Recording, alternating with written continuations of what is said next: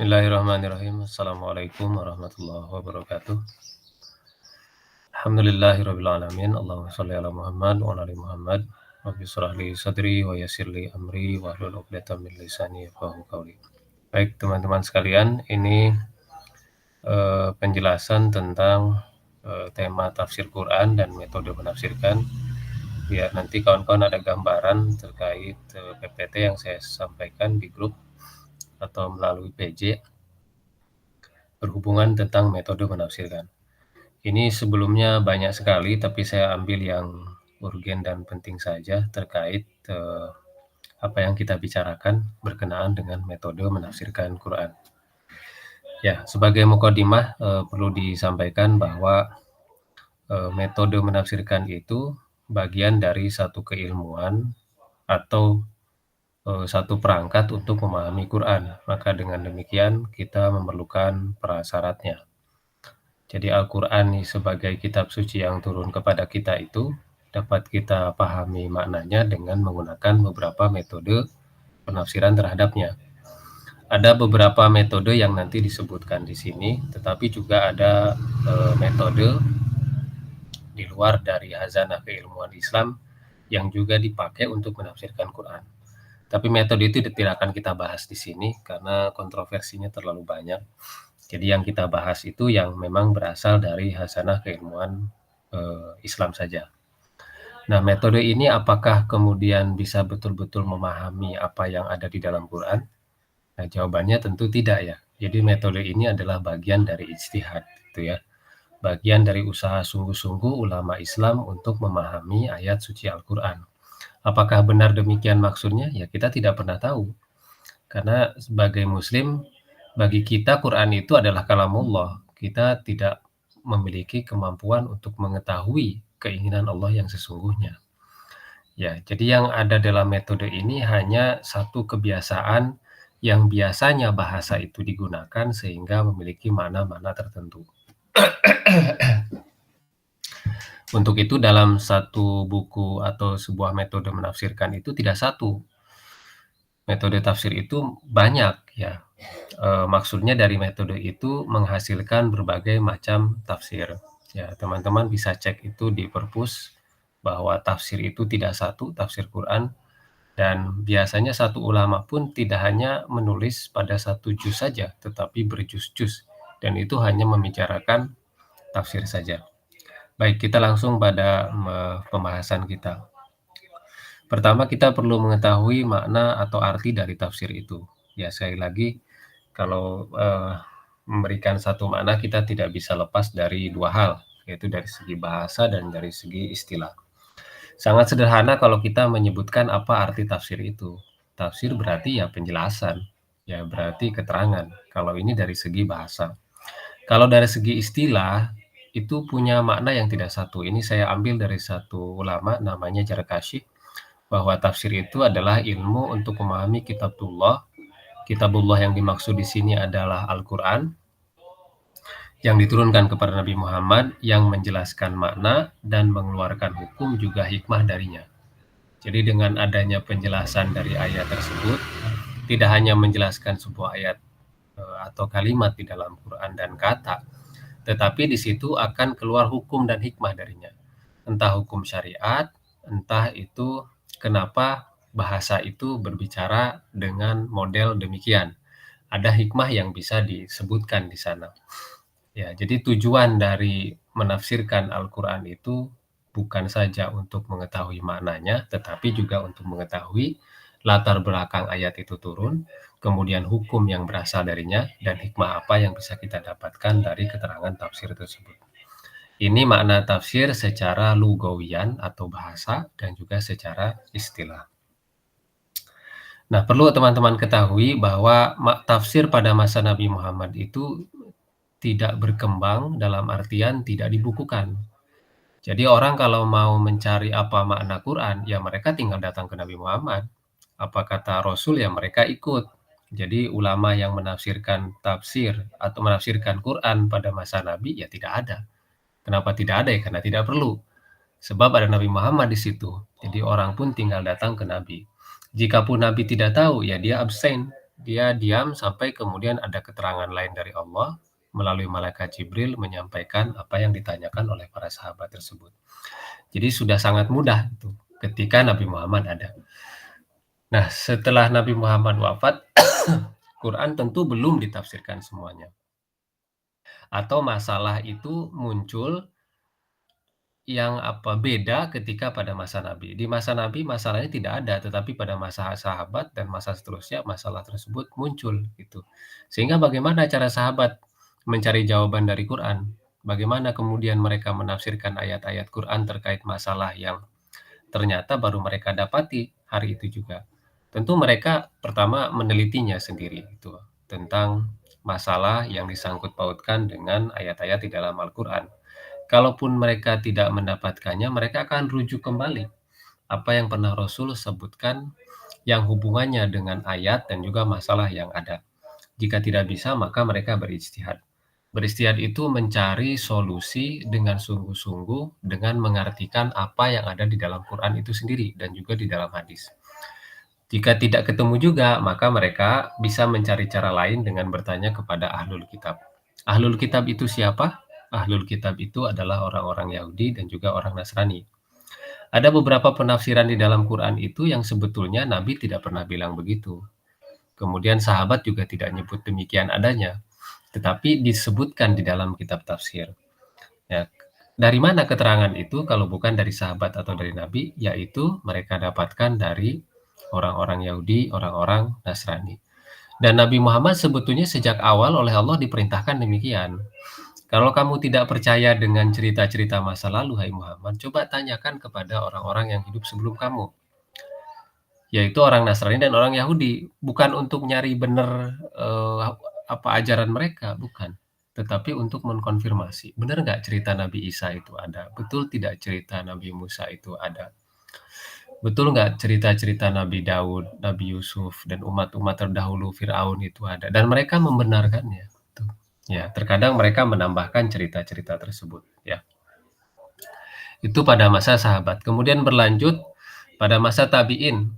Tabiin itu sahabat dari para sahabat. Sahabat yang 4 sudah wafat, kemudian mereka punya sahabat lain, punya murid, katakan juga begitu. Dan itu kita sebut tabiin. Mereka juga menafsirkannya masih merujuk kepada penafsiran para sahabat. Merujuk juga pada penafsiran Rasul. Kalau tidak ada ya mereka berijtihad. Ya, atau mereka bertanya juga pada ahlul kitab yang ada pada masa mereka. Jadi apa yang dilakukan oleh para sahabat dan juga para tabi'in dalam menafsirkan Quran masih sama, mengkonfirmasi dari karya sebelumnya atau mereka mencari tahu sendiri. Mencari tahu sendiri itu lewat akal tetapi dasarnya itu dari kitab suci dan juga hadis. Nah, barulah setelah itu berlalu dimulailah kemudian kodifikasi tafsir. Kodifikasi tafsir itu menjilidkan kitab tafsir. Kalau sebelum-sebelumnya ya masih terpisah-pisah saja. Orang masih nulis sendiri-sendiri. Kemudian setelah itu berlalu, maka dipisahkanlah, mulai dipisahkan antara tafsir Quran, kemudian hadis, omongan sahabat, omongan tabi'in, sehingga kita menemukan kitab tafsir seperti yang ada seperti sekarang ini. Ya, jadi prosesnya itu begitu lama sekali sampai kita tafsir itu sampai kepada kita. Ya, saya menyarankan teman-teman untuk sesekali datanglah ke perpus, sesekali dalam artian itu mencari kitab tafsir itu, yang saya sebutkan itu, coba bentuknya seperti apa, ya saya kira yang terjemahan juga ada ya, yang bahasa Indonesia itu yang terutama ditulis oleh para penafsir, Indonesia itu banyak. Silakan dicari di situ untuk Anda mengkonfirmasi tentang kitab tafsir, yang ada dalam Khazanah Islam. Ini sejarah singkat dari perkembangan tafsir itu sendiri. Kemudian kita masuk kepada bentuk penafsiran Quran. Bentuk penafsiran Quran itu ada dua. Ada yang kita sebut dengan bil matsur, ada yang kita sebut dengan bi al-ro'i. Kalau tafsir bil matsur, berarti dia menafsirkan ayat Quran dengan ayat Quran yang lain. Atau Quran dengan sunnah, atau dengan hadis. Atau Al-Quran dengan penjelasan dari para sahabat dan para tabi'in. Itu namanya tafsir bil matsur. Ya, jadi di situ tidak ada peran akal ketika menafsirkan Quran. Jadi kalau Anda ketemu satu ayat tertentu, kemudian kita tidak mengerti maksudnya, maka dicari ayat lain yang itu menjelaskan ayat sebelumnya. Misalkan kita temukan contoh itu di surat Al-An'am ayat 82 dan Luqman ayat 13. Surat Luqman ayat 13 itu menjelaskan Al-An'am ayat 82. Kita baca coba ayatnya ya. A'udzubillahi minasyaitonirrajim.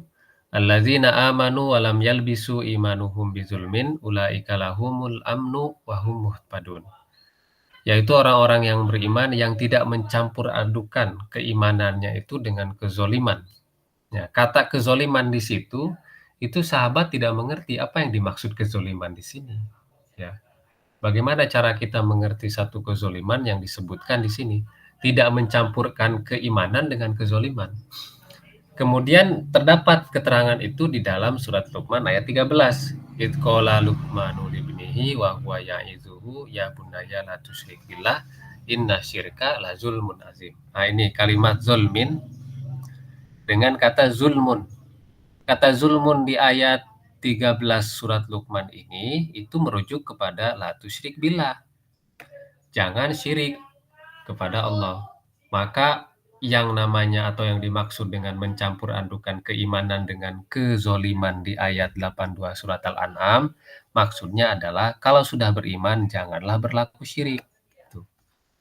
Jangan meminta bantuan kepada selain Allah. Karena kalau demikian berarti kita sudah zolim. Ini surat Al-An'am diartikan atau ditafsirkan oleh surat Luqman ayat ke-13. Ini contoh tafsir bi al-matsur. Kemudian contoh yang kedua, bentuk penafsiran yang kedua namanya bi al-ro'yu. Ar-ro'yu itu namanya artinya itu logika. Ro'yu itu artinya akal. Ro'yu itu menggunakan daya berpikir. Ya, atau kita sebutkan dalam pengertian di sini berijtihad dengan pemikiran tanpa menggunakan bentuk tafsir bil matsur. Jadi Anda menafsirkan Quran bukan dengan mencari ayat Quran yang menjelaskan ayat sebelumnya atau dengan hadis atau yang lainnya. Tetapi Anda menjelaskan satu perkara dengan mengambil ayat tertentu di dalam Al-Quran, kemudian menghubungkan ayat tersebut dengan perkara yang ada. Contoh ya, Anda bisa lihat di depan itu adalah surat Al-Baqarah ayat 173. Ayat ini digunakan untuk menyelesaikan satu kondisi di mana kita dalam keadaan susah dan terpaksa. Misal, Anda pergi ke hutan, ya, perbekalan Anda habis, ya, dan Anda tidak bisa makan. Kalau Anda tidak segera makan, maka Anda bisa wafat, bisa mati. Yang ada ketika itu makanannya adalah babi hutan. Sementara hukum asal babi dalam Al-Quran itu haram. Ya. Nah, babi itu bisa dimakan jika keadaannya darurat. Darurat di sini keadaan di mana nyawa kita bisa melayang. Maka sesuatu yang haram tadinya itu babi boleh kita makan. Dalilnya dari mana? Dari sini. Surat Al-Baqarah ayat 173. Apakah dalil ini ngomong tentang boleh memakan babi ketika kita mudarat? Kita baca ayatnya ya. Innama harrama 'alaikumul maitata waddama wa lahmal khinzir wa ma uhilla bihi li ghairillah. Nah, ini. Kalimat dari situ bukan yang merah. Bahwa diharamkan atas kita yang namanya bangkai, yang namanya darah, yang namanya daging babi. Hukum asalnya tidak boleh. Tetapi kalau Anda lihat keterusan ayatnya, fama diturro ghairu bagin wala adin fala isma alaihi. Tetapi kalau memang terpaksa, kita tidak bisa cari cara lain dan kita tidak mau kembali ke situ, fala isma alaihi. Maka tidak ada dosa untuknya. Innallaha ghafurur rahim, dan Allah Maha Pengampun. Jadi ayat ini digunakan secara ro'yu menurut logika keadaan seseorang tersebut lagi terjebak, terpaksa, tidak ada cara lain, kalau tidak melakukan yang haram itu dia mati. Sementara agama kita melarang kita mati dalam keadaan begitu saja, mati konyol itu tidak boleh. Maka makanlah sesuatu yang haram tadi itu. Ya, tetapi dalam fikih itu disebutkan untuk tidak berlebihan. Jangan kemudian Anda membawa itu, dibungkus itu, ya dari kepala sampai ekor kita habiskan, atau kita bungkus buat di jalan, tidak begitu. Tetapi kita makan hanya untuk bisa kita bertahan hidup saja. Itu batasan-batasan yang diberikan. Ini maksud dari tafsir bir ar-ra'yu, ya. Itu tidak ngomong langsung peristiwanya, kasusnya tidak ngomong langsung, tetapi ayat ini bisa digunakan untuk menyelesaikan perkara tersebut dengan menggunakan pertimbangan logika, ya. Ini bentuk yang kedua. Jadi ada 2 bentuk dari tafsir Quran. Yang pertama tafsir bil matsur, yang kedua namanya tafsir bi ar-ra'yi. Kalau bil matsur itu menafsirkan Quran dengan Quran, atau Quran dengan hadis, atau Quran dengan qaulul ulama, omongan sahabat dan tabi'in. Sementara tafsir bi ar-ra'yu itu tafsir logika, menafsirkan Quran dengan ijtihad pemikiran. Oke, tapi dasarnya itu harus punya dari ayat Quran juga. Dari ayat Quran itu kemudian konsep logika dibangun, gitu ya. Itu bentuk. Jadi bentuk menafsirkan Quran itu ada 2. Kemudian metode. Ya. Metode dari menafsirkan Quran ini ada 4. Yang pertama kita sebutkan namanya tahlili. Secara bahasa tahlili artinya terperinci. Ya, bagaimana tahlili itu? Yaitu menjelaskan Quran surat per surat dari awal mushaf sampai dengan akhir. Itu namanya tahlili. Jadi kalau Anda melihat satu kitab tafsir, dia memulai menjelaskan Quran dari surat Al-Fatihah, kemudian surat Al-Baqarah, kemudian surat Al-Imran sampai dengan surat An-Nas, maka tafsir itu menggunakan metode tahlili, terperinci. Itu satu ciri sebetulnya dari situ. Ya, langkah yang mereka lakukan itu banyak sekali. Mereka akan coba memulai dari kosakata, kemudian menyebutkan asbabun nuzul. Saya sudah menjelaskan soal asbabun nuzul itu apa, munasabah, hubungan antara satu ayat dengan ayat yang lain, kemudian fadilahnya, kemudian dari i'rabnya. I'rab itu dari konsepsi bahasanya, kemudian pendapat terkait tentang ayat tersebut, hingga kemudian berakhir kepada tafsir ayat tersebut itu apa. Ya bahkan ada yang menyebutkan fikih, fikih dari ayat itu. Jadi tinjauan yang dipakai dalam model tafsir tahlili itu sangat banyak dan panjang sekali. Sehingga kalau Anda membaca tafsir ini, itu tebal, tafsir ini tebal, ya banyak sekali karena memang tinjauannya itu banyak. Maka tentu setiap metode itu punya kelebihan dan kekurangan ya. Adapun lebih dari metode tahlili itu dia idenya luas karena yang dia bahas itu tidak hanya satu sisi, tidak hanya satu aspek. Kemudian bisa saja amat subjektif ya, dan Al-Quran seperti terpecah itu, tidak dihubungkan satu dengan yang lain karena dipisah-pisahkan antara ayat ini ngomongnya ini, ayat yang ini, surat ini bicara yang hal yang lain. Jadi keterikatan antara surat dengan surat itu bisa saja tidak ketemu ikatannya kalau menggunakan tahlili. Ya, itu model pertama ya, metode pertama dalam menafsirkan Quran, tahlili.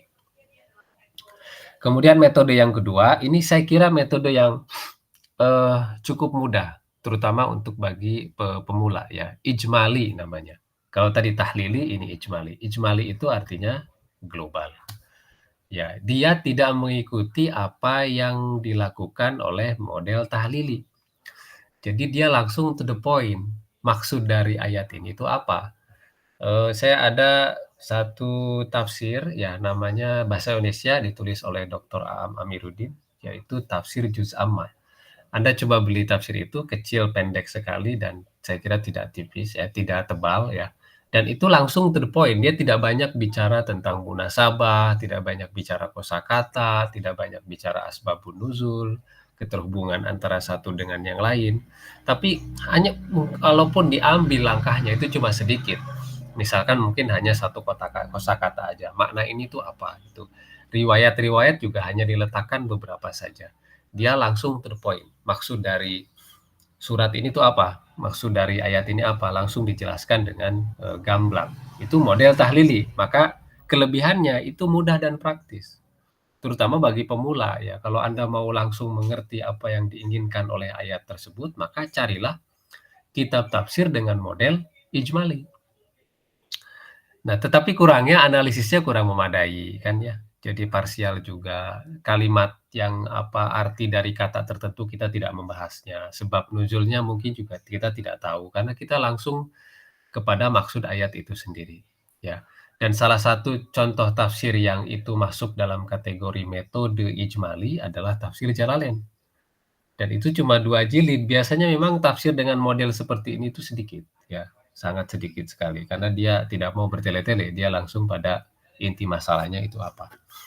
Ini model yang kedua. Kemudian model yang, terakhir ya, dari metode menafsirkan Quran namanya metode Muqorin. Muqorin itu membandingkan antara satu ayat dengan ayat yang lain, ya. Atau dia membandingkan Quran dengan hadis, ya. Dari situ nanti akan ketemu maksud dari ayat itu apa. Misal di sini disebutkan ya, sat Al-Imran ayat 137, kemudian An-Nahl ayat 36 dan juga Al-An'am ayat 11. Ini surat ini kalau Anda lihat itu punya satu kesamaan gitu. Kalau Anda lihat ini di akhirnya nih, "Fanzuru kaifa kana akibatul mukadzibin." Nah, ini juga sama. "Fanzuru kaifa kana akibatul mukadzibin." Ini juga sama. Ya, "Summangzuru kaifa kana akibatul mukadzibin."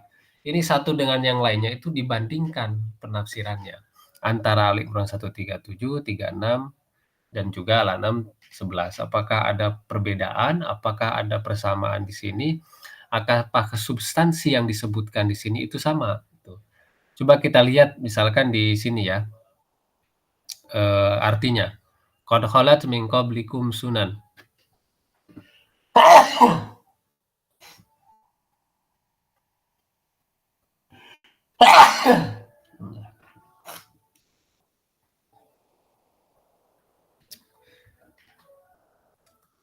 Ya, mohon maaf teman-teman ya.